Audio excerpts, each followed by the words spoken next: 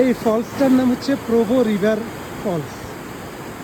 Provo নদী থেকে পানি যাইতে যাইতে যাইতে এই ফলস ধরে এটা নিচের দিকে যায়।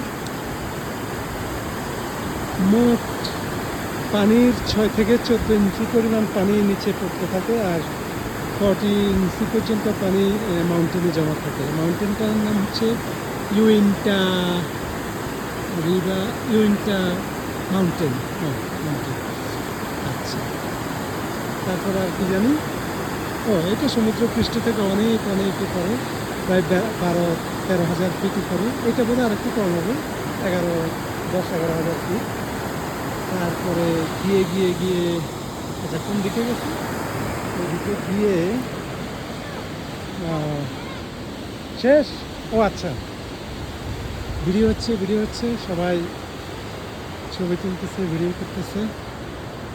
এই যে যেতে যেতে যেতে ওই যে গেল।